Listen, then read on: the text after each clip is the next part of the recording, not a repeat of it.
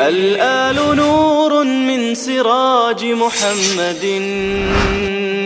والصحب نثر يديه بالأطياب، رحماء بينهم ولكن في الوغى. بسم الله الرحمن الرحيم وبه نستعين وصلى الله على نبينا محمد وعلى آله وصحبه اجمعین. سروران عزیز و ارجمند، السلام علیکم و رحمت الله و برکاته. همان گونه که استحضار دارید، ما در این برنامه به بیان وصلت هایی می پردازیم که در میان رسول الله صلی الله علیه و سلم و اهل بیت ایشان و در طرف دیگر با صحابه بزرگوار رسول الله صلی الله علیه و سلم وجود داشته. همون گونه که من قبلا عرض کردم، هر کسی که میخواهد ازدواج بکند، همسری را انتخاب بکند، قطعا سراغ دوستان خودش می رود، سراغ اون خانواده هایی می رود که خانواده های معروف و مشهوری هستند و از نظر دینی و از نظر اخلاقی و از نظر شرافت اجتماعی در حد و در سطح اون افراد باشند. هیچ کسی این اجازه را به خود نمی دهد که از یک خانواده‌ای که در نسبشون جای سوال هست و در ایمانشون جای سوال هست و در اخلاقشون و شرافتشون اشکالی وجود داشته باشد، کسی به خود اجازه نمی دهد که از چنین خانواده‌ای برود و برای خودش زنی انتخاب بکند. و اون انسان‌های بیخردی که امروزه به نام محبت اهل بیت رسول الله صلی الله علیه و سلم به اصحاب رسول الله توهین می کنند و در رأس همه به ابوبکر صدیق رضی الله تعالی عنه و بعد از او به دیگر اصحاب رسول الله عمر و عثمان و طلحه و زبیر توهین می کنند، غافل از این نکته هستند که این توهین در واقع به اصحاب نیست، بلکه توهین به اهل بیت رسول الله صلی الله علیه و سلم هست. زیرا همین افرادی که متاسفانه امروزه توسط روافض و شیعه‌های که ادعا می کنند محبت اهل بیت رسول الله را، اونهایی که ادعا می کنند که پیرو اهل بیت رسول الله صلی الله علیه و سلم هستند، همین اصحابی که توسط این انسانهای بیخرد مورد لعن و نفرین قرار می گیرند، همین افراد ستوده‌ای بودند و مورد ستایش اهل بیت رسول الله بودند و همین افراد را اهل بیت به عنوان همسر برای خودشون و به عنوان وصلتی که باید انجام بدهند این خانواده ها را انتخاب کردند. پس بنابراین این انسانهایی که خانواده ابوبکر و دیگر اصحاب رسول الله صلی الله علیه و سلم را متهم می کنند و ناسزا می گویند و لعن و نفرین می کنند، در واقع انتخاب اهل بیت رسول الله صلی الله علیه و سلم را زیر سوال بردند. یعنی این که اهل بیت رسول الله صلی الله علیه و سلم در این قرون متمادی از خود رسول الله صلی الله علیه و سلم گرفته تا قرنها بعد میبینیم که باز هم اهل بیت رسول الله از این خانواده ابوبکر همسر برای خودشون انتخاب میکنند. این امر نشان میدهد که واقعا یا این افراد پیرو اهل بیت رسول الله صلی الله علیه و سلم نیستند، ولا و برایشون به خاطر اهل بیت نیست، وگرنه اگر این ولا و برا، دوستی و دشمنی به خاطر اهل بیت بود و بر اساس محبت اهل بیت بود، باید اون کسانی را که اهل بیت دوست می داشتند دوست بدارند، اون کسانی را که اهل بیت و اونها دشمن بودند اونها را باید دشمن می دانستند. اهل بیتی که ما می شناسیم در رأس همه رسول الله صلی الله علیه وسلم، حضرت حسن ابن علی امام اول شیعیان و همچنین ائمه دیگرشان مانند امام باقر از خانواده حضرت ابوبکر صدیق رضی الله تعالی عنه زن گرفتند. پس بنابراین این خانواده های معتبری بودند، تأیید شده بودند از جانب اهل بیت رسول الله صلی الله علیه و سلم. من در جلسه گذشته چند مورد از این وصلت ها را خدمت شما بیان کردم وصلتی که شخص رسول الله صلی الله علیه و سلم داشت، حضرت عایشه را ازدواج کرد، و وصلتی که حضرت حسن رضی الله تعالی عنه داشت، حفصه را ازدواج کرد، نوه ابوبکر را، و همچنین وصلتی که اسحاق ابن عبدالله داشت، فرزند حضرت جعفر رضی الله تعالی عنه که با ام حکیم ازدواج کرد، باز هم دختر قاسم و نوه حضرت ابوبکر صدیق رضی الله تعالی عنهم اجمعین. در این برنامه یکی دیگر از نمونه های بارز وصلتی رو که در میان خانواده ابوبکر صدیق و اهل بیت رسول الله انجام گرفته خدمت شما معرفی میکنم که این هم یکی از ائمه اهل بیت هست و یکی از ائمه شیعیانی هست که ادعا میکنند که پیرو اهل بیت رسول الله صلی الله علیه و سلم هستند. این شخص کسی نیست جز حضرت امام محمد باقر رحمت الله علیه که ایشان با ام فروه ازدواج کردند. ام فروه دختر قاسم هست و قاسم پسر محمد ابن ابی بکر هست. یعنی در واقع اسحاق ابن عبدالله ابن جعفر با امام باقر با جناق یکدیگر بودند و هر دو نفرشون از اهل بیت رسول الله دامادهای قاسم هستند. قاسم فرزند محمد ابن ابی بکر. جالب هست که از یک خانواده‌ای نفر اول اهل بیت رسول الله صلی الله علیه و سلم عایشه را انتخاب می کند برای همسری خودش و افرادی دیگر از اهل بیت رسول الله صلی الله علیه و سلم برادرزاده های عایشه را به عنوان همسران خودش انتخاب می کنند. اگر واقعا عایشه بد می بود، این همه لعن و نفرینی که امروزه شیعیان و روافض به عایشه می کنند، این همه توهینی که امروزه به خانواده ابوبکر صدیق می شود، اگر واقعا این خانواده بدی بود، کافی بود همون وصلت اولی که رسول الله صلی الله علیه وسلم انجام داده بود. چرا بعد از اون امام حسن میاد از همین خانواده و برادرزاده عایشه را ازدواج می کند و اسحاق ابن عبدالله فرزند حضرت جعفر برادر حضرت علی باز هم می آید و از همین خانواده همسر می گیرد و برادرزاده عایشه را انتخاب می کند. امام باقر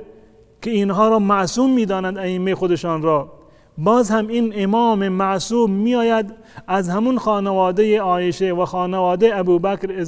همسر انتخاب می کند و برادرزاده عایشه را به عنوان همسر خودش و زن خودش انتخاب می کند. اون کسانی که امروزه توهین می کنند، لعن و نفرین می کنند به حضرت ابوبکر صدیق رضی الله تعالی عنه و این جز ایمان خودشون می دانند و این را نشانه اخلاص در ایمان و محبت اهل بیت می دانند، یعنی این که لعن بکنند به ابوبکر صدیق به اولی و دومی و به امید و به گمان خودشون کار خیری را انجام دادند و امید ثواب هم دارند، غافل از این که این افراد در واقع خلاف رغبت ائمه عمل می کنند، خلاف رغبت رسول الله هست، خلاف رغبت حضرت حسن رضی الله تعالی عنه و خلاف رغبت امام باقرشون هست. زیرا که این افراد و این ائمه معصوم از دیدگاه شیعه اومدند از این خانواده همسرانی رو برای خودشون انتخاب کردند و این ازدواجی که صورت گرفته در میان امام محمد باقر و در میان خانواده قاسم ابن محمد که ام فروه را انتخاب کرده و به همسری خودش برگزیده، این در روایات شیعه و سنی وجود دارد. اینقدر منابع در این زمینه هست و تواریخ این رو ذکر کردند که قابل انکار نیست، هم شیعه نقل کرده و هم سنی. به طور مثال شیخ مفید در کتاب الارشاد خودش صفحه 270 و همچنین ابن عنبه در عمدة الطالب صفحه 235 و همچنین در کتاب نسب قریش زبیری صفحه 63 و در بسیاری دیگر از منابع این ازدواج ثبت شده که امام باقر تقریبا در سال 80 هجری این ازدواج صورت گرفته با ام فروه که نوه حضرت ابوبکر صدیق رضی الله تعالی عنه و دختر قاسم ابن محمد هست. بعد از یک میان برنامه کوتاه انشاءالله خدمت شما باز میگردم، باز هم مطالبی را در زمینه این وصلت خدمت شما عرض میکنم. وقل جاء الحق وزهق الباطل إن الباطل كان زهوقا. و بگو حق آمد و باطل نابود شد، بیگمان باطل نابود شدنی است.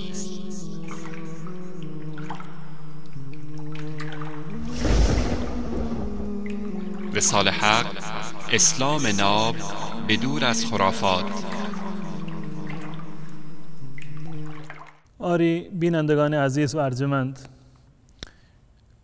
قبل از میان برنامه عرض کردم که محمد باقر، یکی از ائمه معصوم شیعه، باز هم خانواده قاسم ابن محمد را، محمد فرزند ابوبکر را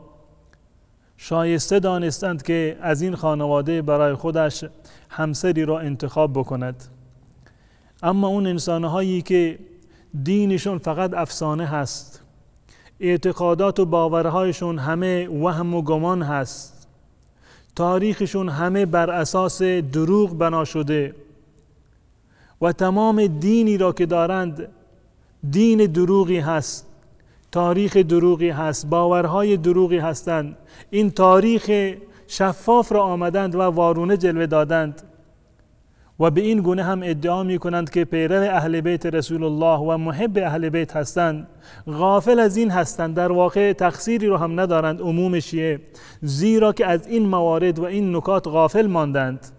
هیچگاه یک آخوندی نمی آید این روابط صمیمی و تنگاتنگ خانواده اهل بیت را با خانواده ابوبکر صدیق بیان بکنند، زیرا اگر این کار را بکنند تمام اون اهدافی را که دارند، تمام اون افسانه هایی را که سراییدند و تمام دروغ هایی را که بافتند همه از بین خواهد رفت. اما واقعیتی که در کتابه ها ذکر شده و شیعه و سنی به آن اعتراف دارد این هست که امام محمد باقر داماد قاسم ابن محمد هست و دختر قاسم را یعنی ام فروه را ازدواج کرده. و جالب اینجا هست که تمامی ائمه شیعه بعد از امام باقر، از امام جعفر صادق گرفته تا تمام امامان دیگری که دارند تا امام مهدیشون، تمام این ائمه نوه های حضرت ابوبکر صدیق هستند و نسلشون برمیگردد به همین ام فروه که نوه حضرت ابوبکر صدیق رضی الله تعالی عنه است. پس بنابراین اون کسی که ابوبکر را لعن و نفرین می کند، اون در واقع به نیای بزرگ اهل بیت نفرین کرده. اون کسی که ابوبکر را دشنام می دهد و او را اهل کفر و فسق و نفاق معرفی می کند، در واقع اهانت کرده به اهل بیت رسول الله صلی الله علیه وسلم، به جد بزرگ امام جعفر صادق، امام موسی کاظم و بقیه اهل بیت رسول الله صلی الله علیه وسلم. امام صادق رحمت الله علیه یک مقوله بسیار معروفی را دارد و بسیار جالب هست و میگوید که ولدنی ابوبکر مرتین، ابوبکر صدیق 2 بار مرا به دنیا آورده، از 2 طریق ابوبکر صدیق مرا به دنیا آورده. این بسیار جالب هست و یک اعتراف بسیار مهمی هست که روایات تاریخی و واقعیت تاریخی هم این را تأیید می کند. گمان می کنید که علت این فرموده امام جعفر صادق چه هست؟ میگوید ولدنی ابوبکر مرتین، ابوبکر 2 بار مرا به دنیا آورده، یعنی ابوبکر 2 بار جد من هست و پدر بزرگ من محسوب می شود و از 2 طریق این نسب برای من ثابت هست. و جالب اینجا هست که امام باقر را می دانیم که امام باقر فرزند علی هست، علی زین العابدین، و اونم فرزند حسین و حسین ابن علی ابن ابی طالب. امام باقر ازدواج می کند با ام فروه. اما بیاییم ام فروه مادر امام جعفر صادق هست. نسب ام فروه به کی برمیگردد؟ ام فروه فرزند قاسم هست از نظر پدرش قاسم هست، قاسم فرزند محمد و محمد ابن ابی بکر. ام فروه فرزند قاسم، قاسم فرزند محمد، محمد ابن ابی بکر هست. این از طرف پدر هست، یعنی فروه نسب پدریش به حضرت ابوبکر صدیق میرسد. فروه مادر امام جعفر صادق فرزند قاسم هست، قاسم فرزند محمد هست، محمد فرزند ابوبکر است. پس بنابراین از جهت پدری، از جهت نسب پدری، فروه مادر امام جعفر صادق به حضرت ابوبکر صدیق میرسد. یعنی این که امام جعفر صادق نوه حضرت ابوبکر صدیق هست. این از یک جهت. از جهت مادری بررسی بکنیم. فروه دختر اسما هست، فروه دختر اسما هست و اسما دختر عبدالرحمن هست و عبدالرحمن پسر ابوبکر صدیق هست. یعنی از جهت مادر هم به حضرت ابوبکر صدیق میرسد. فروه مادر امام جعفر صادق از جهت پدر و از جهت مادر نسبش به حضرت ابوبکر صدیق میرسد. اینجاست و بدین خاطر هست که امام جعفر صادق فرمودند که ولدنی ابوبکر مرتین، ابوبکر 2 بار مرا به دنیا آورده و از 2 طریق در واقع پدر بزرگ من هست. این مطلب را که ولدنی ابوبکر مرتین در کتاب‌های شیعه هم نقل شده، مانند کتاب عمدة الطالب، کتاب کشف الغمه اردبیلی و انساب الطالبین و همچنین کتاب بهار الانوار و کتاب‌های دیگری، و جای شکی در این وجود ندارد. تمام نسابه هایی و نسب شناسانی که نسب ائمه را نوشتند، کتابه هایی که درباره زندگی نامه ائمه نوشته شده، همه اتفاق دارند بر این که فروه دختر قاسم هست و دختر اسما هست و اسما و قاسم هر دوتا نوه‌های حضرت ابوبکر صدیق هستند. اسما دختر عبدالرحمن